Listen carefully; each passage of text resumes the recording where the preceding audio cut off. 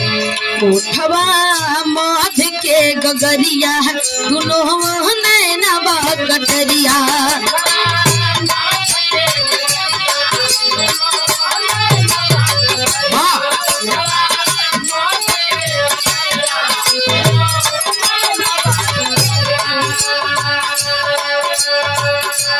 उठवा माथ के गगरिया दुनो नैनवा कटरिया रानी चांदनी समायल बाबदरिया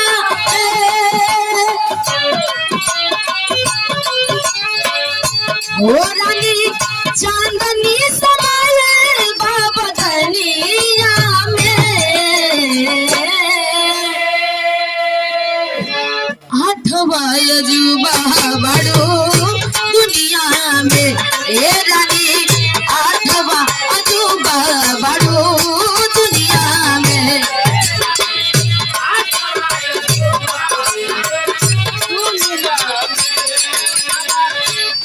लेकिन गौर करेंगे इत तर्ज हो आप लोगों के मनोरंजन खातिर भारतवर्ष का प्रथम रीति रिवाज है बाबूजी कि लोग कोई भी काम शुरू करने से पहले अपने इष्ट देवी देवता को मनाया करते हैं। वैसे ही बिटिया माता रानी से अरदास करती है। एक लाइन संकेत है भैया।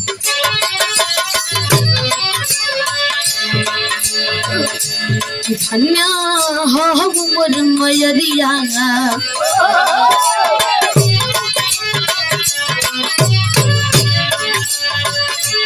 धन्या हो मोर मयरिया तोहार हर जगवा पुजरिया हाँ मालिक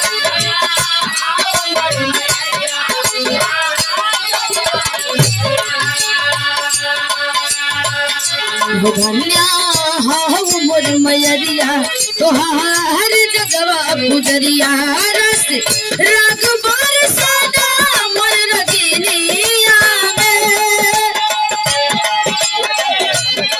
रस रागबार सदा मोर रगिनिया में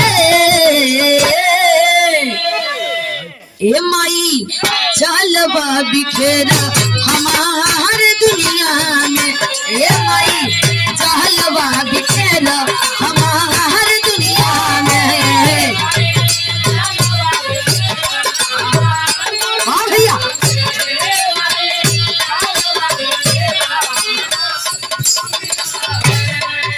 चाहे दिन होके 24 घंटा राइफल लेकर के आप लोग देश का रक्षा करते हैं। आप लोग जागते हैं तो हम लोग सोते हैं। चरणों में नमन आप सबके प्रणाम है। लेकिन गौर करेंगे पंचों माई होली चौन के अपने गर्भ में 9 महीना अपने खतरा से सींच करके प्रसव पीड़ा भीला के बाद जन्म देवेली धरती पर 3 लोग दुनिया में महान होवन हम बताइला। पहला माई और दूसरा बाबू और तीसरा गुरु। माता पिता जन्म देकर के दुनिया दिखाने का काम करते हैं और गुरु ज्ञान देकर के अंधकार से प्रकाश की ओर ले जाने का काम करते हैं। माई बाबू जब आशीर्वाद दे दिलन तो बेटवा बिटिया के जिंदगी सवर जाला और उहे माई बाबू जब बदुआ दे दिलन ऐसा हो तो दर दर ठोकर खाए को होला जिंदगी नरक बन जाला। भैया कहना है क्या?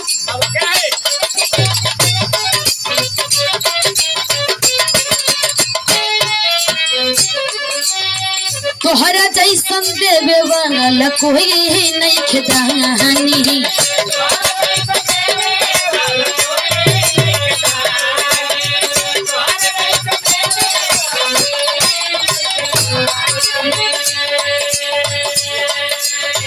कोई माँ मानो भैल कोई भैल ज्ञानी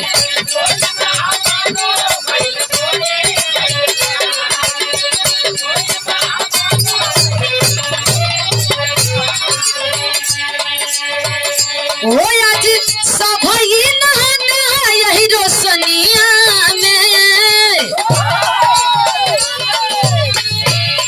आज सब नहाना यही रोशनिया में माई जहलवा बिखेरा हमार दुनिया में हे माई जहलवा।